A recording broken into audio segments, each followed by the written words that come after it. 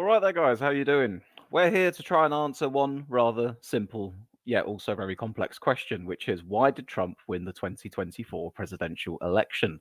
We're a little over a day after the election. In fact, we've still got some results yet to come in, some still being confirmed. But from what we do have confirmed and projected, it's a dead cert that Trump has won the presidency yet again.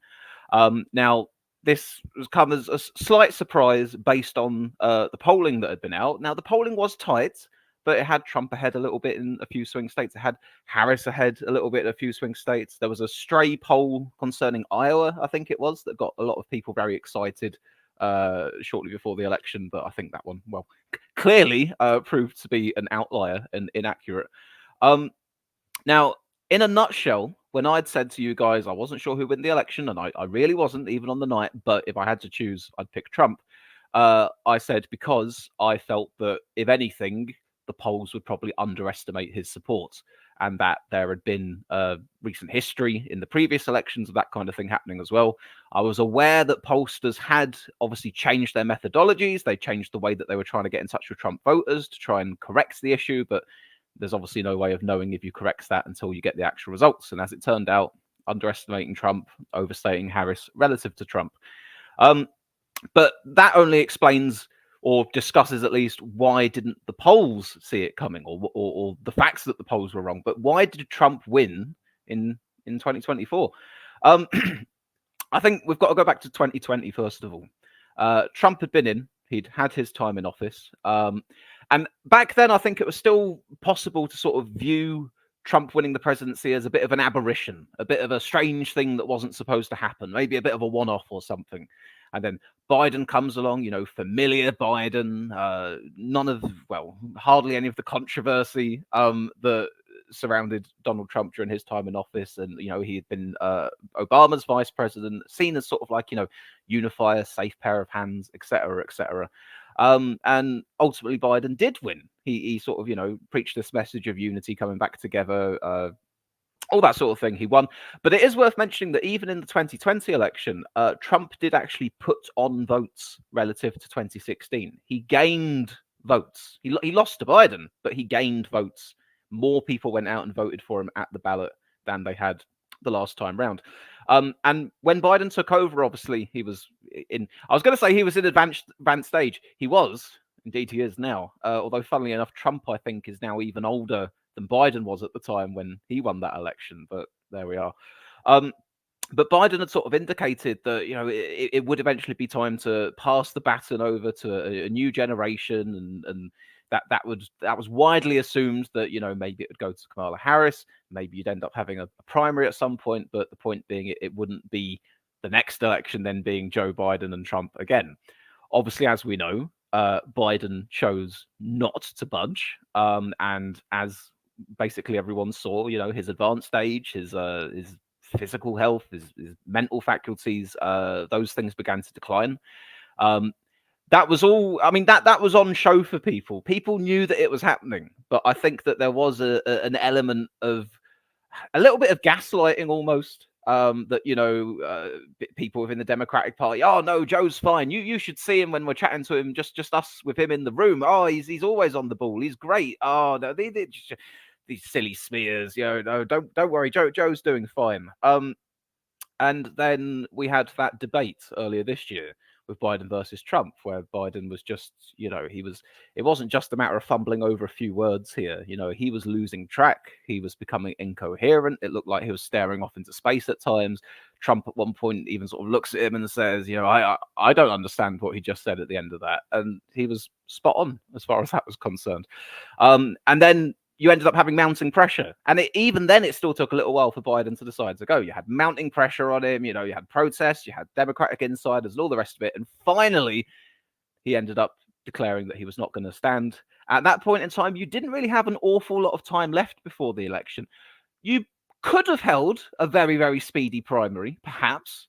But ultimately, what they decided to do was to have Kamala Harris basically installed. Now, that kind of made sense on a sort of a practical level of going, well, Harris was already on the Biden ticket. She was already the vice president. I think the fact that she was already on the ticket meant that her campaign would be able to keep access and be able to use the money that had already been raised for the Biden re-election campaign, which I think is obviously quite important because politics costs money, especially in America. But Kamala Harris hadn't really been in the public eye an awful lot. She wasn't that much of a known quantity, really, despite being vice president, from my understanding. And what people did know of her up until that point, I don't think, they had an amazing love for her, and she was super popular for that matter either. If anything, I think that when finally she took over from Biden as the candidate, you saw a boost in the polls for her.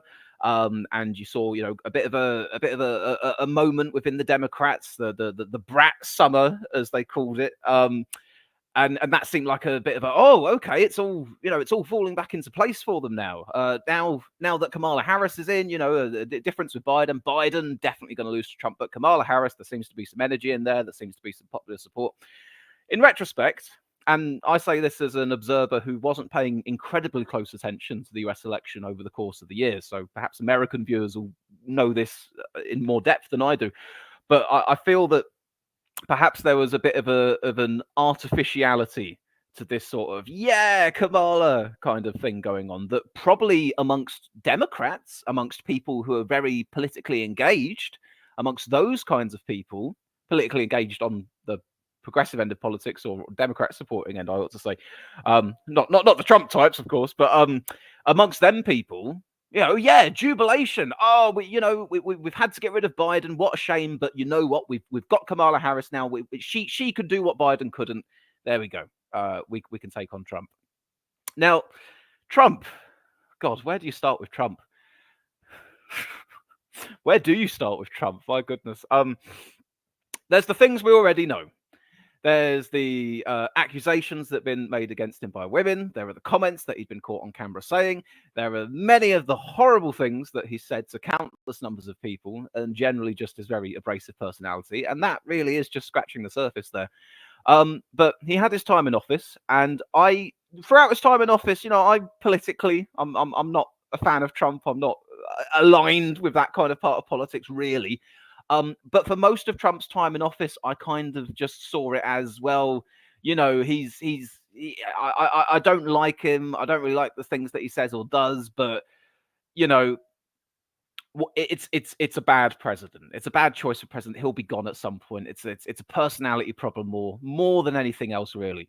But what made me have to reassess that really was in the wake of the 2020 election, where he failed to concede at first. Never really properly conceded, or at least always with that little asterisk. But it was rigged and all the rest of it.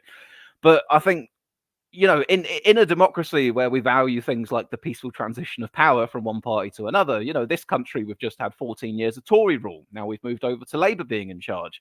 It's not as if Labour won and then you had the Tories throwing their toys out the pram and Rishi Sunak goes, "Oh no, it was all rigged. We were supposed to get way more votes than that. Where stop the count. Keir Starmer's illegitimate. He's stolen the election." No, we didn't have any of that. The losers consent to the fact they have lost. But Trump, whether it's his personality, whether it was some political long game he was playing, he just was not able to accept that loss. And that managed to, I think, keep a good portion of his base, the MAGA types, very sort of energized in their anti-establishment feelings that they already had, especially now if there was some grand conspiracy going on saying that the election had actually been stolen from them and stolen from Trump. That's just going to make them even more mad. Now, that's not necessarily all Trump voters, supporters, or even Republicans for that matter. I think that certainly there's a fair contingent within all of them that don't actually believe that the election was rigged as well, but there's a fairly sizable bunch that do.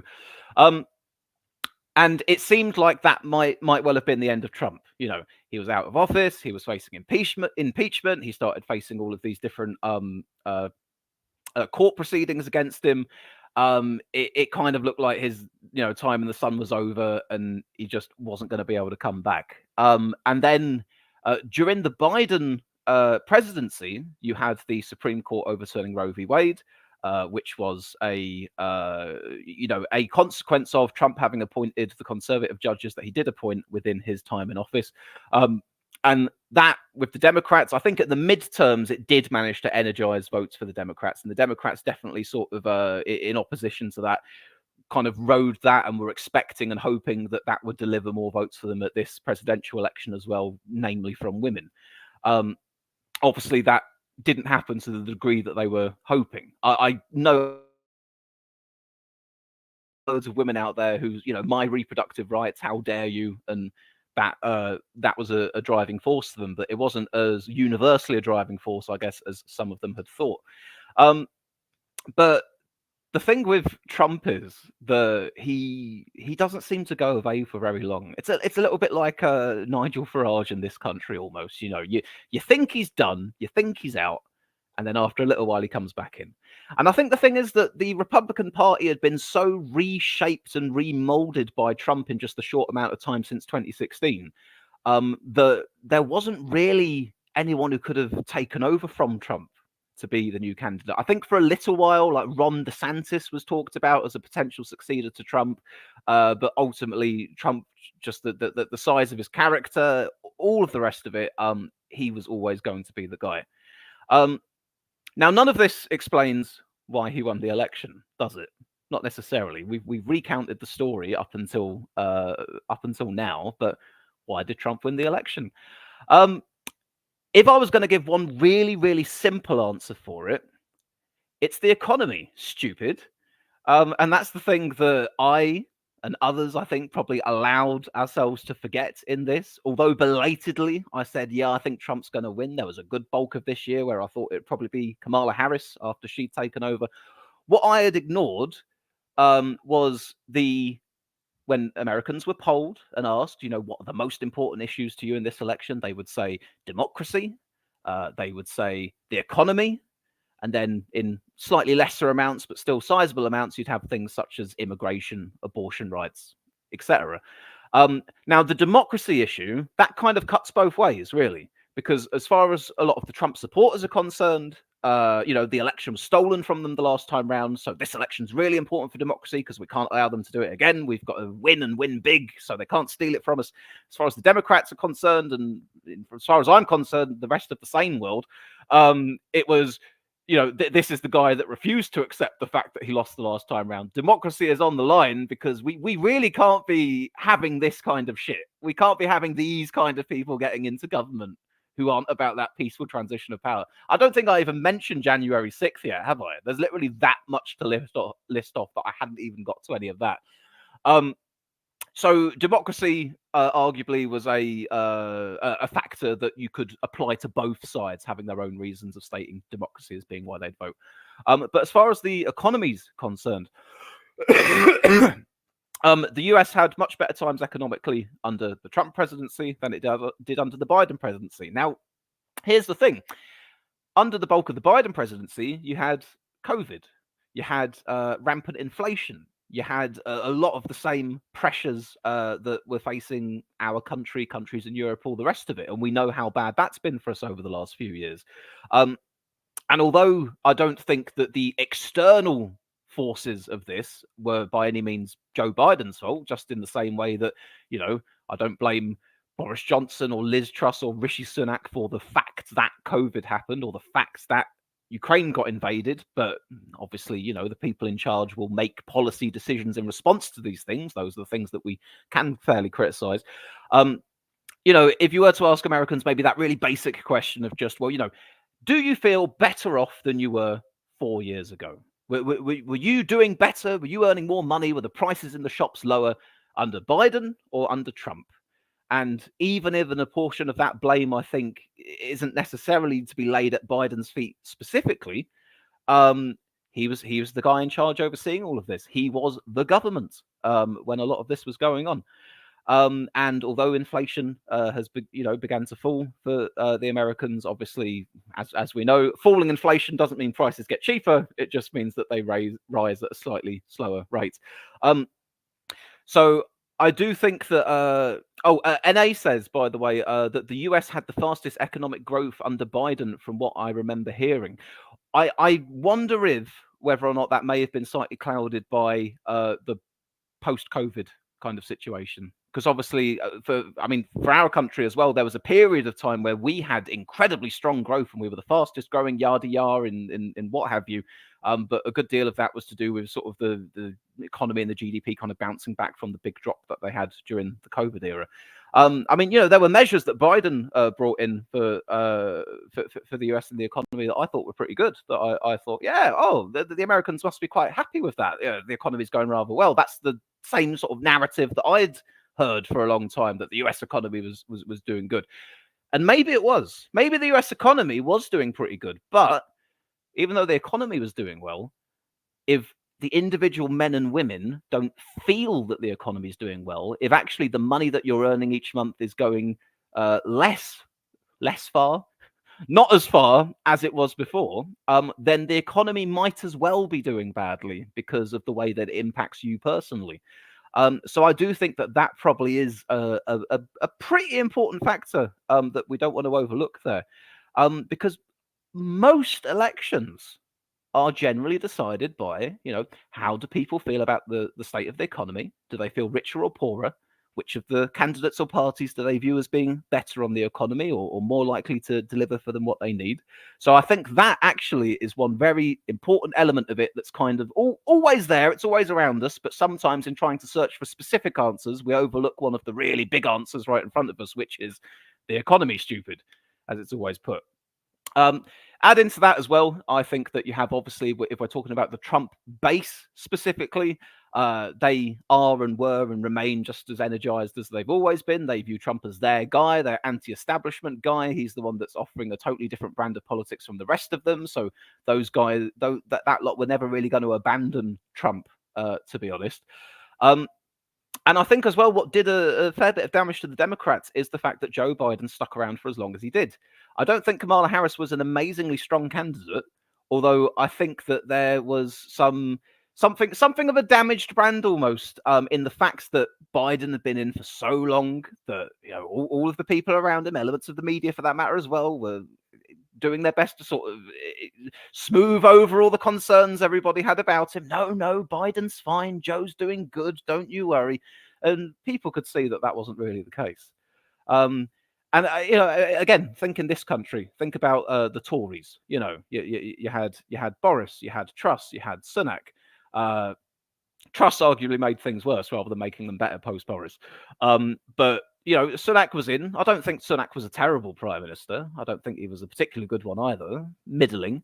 But the point being that I think that brand damage, that fatigue that the public and the voters had with the government and the governing party was already priced in at that point, and there wasn't an awful lot you could do to overturn it. Perhaps that was a similar thing going on in the United States with the Democrats after Joe Biden taking so long to leave, after, as I say, people feeling poorer rather than better off under his tenure in office. And maybe the relatively short amount of time Kamala Harris had to campaign, I don't know if it would have made a difference if she was a more prominent figure for a longer amount of time to most Americans, whether she would have garnered more votes or not.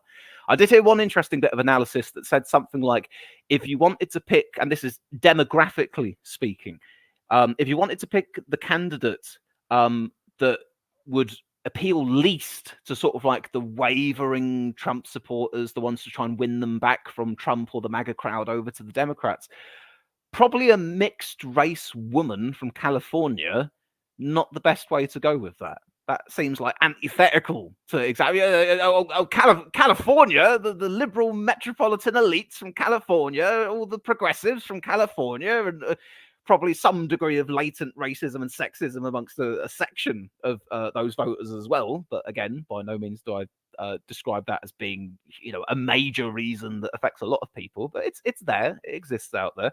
I think that was a tricky thing for them as well. So ultimately, in a nutshell, folks, I think that that's how it went the way that it went. Trump remained popular about. One other thing, actually, sorry, before I forget, RFK,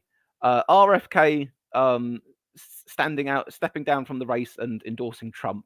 That was obviously a boost to Trump. I think the RFK supporters, they were mixed, but I think that they broke more so towards Trump than for Harris, and probably him endorsing Trump and Trump saying, I'm going to give you a job and you'll be in charge of some things. That probably pleased some of those supporters. So that was probably a factor that helped him as well. And you know what doesn't hurt either? Having the backing of the world's richest man and the most viewed podcast in the world in Elon Musk and Joe Rogan. Now, don't get me wrong, you can weigh these things up however you like, because you can go, well, on the other hand, the Democrats spent more money than Trump, and the Democrats had more of the traditional media on their side and lots of more celebrities and that sort of thing. But I don't think you can discount the influence of the guy who owns Twitter being a big Trump guy in the final little run up to it. So, I don't know ultimately whether it was a perfect storm of converging factors or whether it was just more so one big central thing. I think, like I say, the economy is a large element of the way that people voted. I think that the weakness of the Democratic candidates in Biden at first and then Harris afterwards did not help them either. And I think that ultimately Donald Trump, in the eyes of more people, probably still appeared to be the change candidate, even though he'd already been president one time round. If you had Harris was going to come in and essentially be a continuation of Biden, which was the incumbent government, which still a number of people are dissatisfied over, it didn't matter too much that you had so many people going out there to vote against Trump and so many people going out there because of abortion rights and all sorts of other things there, because in the end it came down to just a handful of swing states, and Trump gained ground in all of them from what the results so far are showing he did. He's closed the gap between men and women voting for him. He's increased the proportion of Black people voting for him, I think. Certainly Latinos or Hispanic people voting for him. So, it's hard not to say that if it was just kind of affecting everyone in a similar sort of way, then it seems. I don't know if uniform is the right word, but I think you know what I'm driving at there. He was drawing in more voters, and by the end of all this, could he have won more votes than he won in 2020? We'll have to see. We've got more votes yet to come in, but certainly it looks like he may well be on track to win the popular vote, which would be the first time in 3 elections he's done that. AG in the chat here asks, how is this going to affect the UK? Well, from what I've heard, Trump is quite pro-Britain, or certainly pro-Britain as opposed to the EU. So one would hope that would mean that we'd have some degree of a special relationship still. As far as the sort of clashing characters of Starmer and Trump go, I really struggle to imagine those guys in a room together getting on particularly well. From what I understand, Starmer and David Lammy have been over and dined with Trump for a couple of hours back in September, and apparently it was fairly cordial, although you've got no idea what goes on behind closed doors. So I think that the Starmer government here has been preparing for the possibility of a Trump victory for a little while, so at least they've not come into it totally blind. There is the issue of whether or not a trade deal gets reopened. Obviously, that was something that was shut down under Biden. In fact, Kemi Badnoch asked Starmer about that at PMQs today, but he wasn't being drawn on the specifics other than just saying, we discussed the economy, we will continue to discuss the economy, that kind of thing. I think what will be interesting for us in sort of our near abroad in Europe is obviously Ukraine, and the fact that Trump has said on day one of his new presidency he would go and try and sort out a deal with Ukraine, although a number of people are interpreting that as saying that probably it will come to some kind of a settlement that means that Putin gets to hold on to some of the ground that he's already captured. Whether the Ukrainians would agree to that or not, you don't know. Whether if they don't agree to it, the Americans could say, well, okay, we're withdrawing support and financial military assistance from you, quite possibly. There's also the pressures on NATO members having to spend 2.5% of their defense budgets. Now, that in particular is a policy I do agree in. I think that they should, but with Trump sort of threatening, and maybe I'll pull out of NATO if you don't, or whatever. I don't think he's going to pull out of NATO. But then again, I don't know one way or the other. So don't hold me down on that one. The other thing, of course, as well, is that if Trump is going to be introducing the sort of trade policy that he's talking about, then that's going to involve tariffs on foreign goods. So that as far as our country goes, is probably going to affect us. Now, obviously, if we do end up getting a trade deal with Trump down the line, then that may end up changing things and it won't have such a bad knock-on effect for us, but that's a possibility as well. But we've kind of got to wait and see, basically, guys. That's the best I can give you at the moment. I want to read a few comments here, and then I'm going to go because I wanted to keep it pretty brief and succinct just for this stream here. Frank says, evening Swiss, Harris aide just confirmed that she has conceded over the phone and a transfer of power is underway. And A says, I think people have a nostalgic view of the economy under Trump. Podge says, Harris running to right campaigning with Dick Cheney, going after moderate Republicans and ignoring the Democratic base was a failed plan from the start. That's one other thing that I didn't mention in all this analysis, actually, that I think that Harris maybe did experience slightly the same thing that Labour experienced in our election just gone, which was a slight hollowing out of some elements of their base there. If you think about people choosing not to vote for that party on issues like Gaza or things like that, and whether that would affect either Muslim minority voters or sort of young progressive or left-wing voters, that's certainly a possibility. And A says, so depressing for so many women and trans people in the US. Imagine having to explain to your daughter what Trump said regarding women and then saying that he's the president. Yeah. Like I say, I think he's just an awful individual in terms of the things that he said. But I didn't think he was dangerous until refusing to concede in 2020. Awful, yes. Dangerous, no. But now, I don't know. This is the problem in politics, really, that, either side will always project onto the other the worst possible image of the other. Kamala Harris and friends, Trump is a fascist, a neo-Nazi. Kamala Harris is a communist, how much of that is just bluster and overhype? How much of it has amounts of truth to it? Trump has said an awful lot of terrible things about what he wants to do to people in the press, what he wants to do to his political enemies. But the problem with Trump is you never really know how much of what he says he means. He's got an awful lot of kind of implausible deniability a lot of the time, which is where he'll say these outrageous, wild things, and then supporters will just sort of go, oh, yeah, well, Trump said that, but he didn't really mean it. You've got to read between the lines with Trump. He was just riffing. He was just weaving. Don't worry about it, So I think out there exists the possibility of some pretty bad things happening, but you don't know. You don't know until we see what ends up going on. And when I say the possibility of some pretty bad things happening, that was me sort of speaking towards the sort of the end that kind of says, oh, yes, it's going to be like, a complete ripping down of democracy and a fascist dictatorship and all that sort of thing. But I suppose even within the realms of like just, operating in a standard term within the standard democracy, there's still going to be measures brought in that could be pretty bad depending on who you are. A few more of the comments here. Let me see. Harris didn't have any memorable policies she stood on which worked against her too.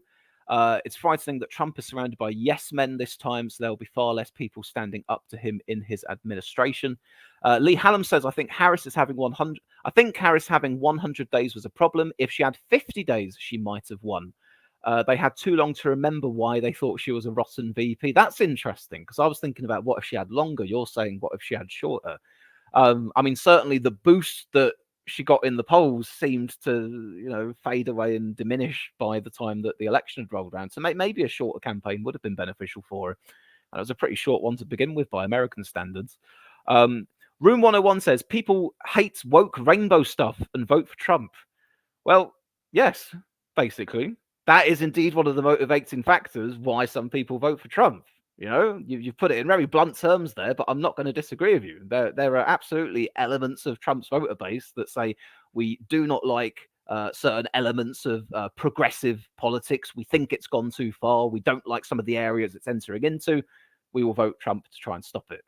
Yeah, that is one of the factors. SL101 says, the fact that RFK is going to be involved in health policy is fucking terrifying. Lee Hallam says, Starmer is a bit of a male version of May. Do you remember how comfortable Trump May was? Oh, yes, we all remember. Although I don't think Trump and Starmer will be holding hands at the very least. Grave Peril says it's 2% for NATO, 2.5% due to the increase of Russian in the 80s. Of Russia in the 80s, it was 5%. Frank says, a rhetorical question to leave you on, Swiss. How long really is 4 years? How long really is 4 years? Long enough. Although, usually when you get to the end of it, looking back on it, pretty quick. Edward says 90% of the time he's just completely misrepresented. Just look at his Liz Cheney comments. He meant she wouldn't want war if she was in one. Media presented it as a death threat. Edward, I've got no doubt that there are absolutely people in the media and political opponents of Trump's which will misrepresent or interpret the worst possible meaning of some of the things that he says. But I think that there are more than enough things that you said that have been incredibly clear-cut what he's meant, undeniably so. To say that whatever proportion of the time he's being misrepresented, there's plenty of the time that he represents himself well enough for us to know exactly what kind of person he is. NA says, I honestly wonder if Trump will survive or if someone will take him out. Well, that 2 failed assassination attempts in the election campaign. Again, so much to talk about. That's another thing that I'm not sure if I mentioned. It's mad. It's mad how much has gone on in this race. But no, we here on Captain Swiss do not endorse the assassination of elected political officials. Okay, there we are. Right then, guys, that's it. It was meant to be a quick analysis. We ended up going half an hour, but I hope I've covered most of the major beats of kind of the thoughts I've been putting together on why it is that Trump won. Part of it's been my own kind of reasoning. Part of it's been me listening to some of the political commentators over the past day, seeing what they've had to say about it. But yeah. I think weakness of the Democrats, people feeling that the economy is not working for them, and probably a healthy dose of just enough Trump voters saying, you know what, I don't really care about the bad stuff. I'll just vote for him for the things that I want. Yeah, there we are. See you later, guys.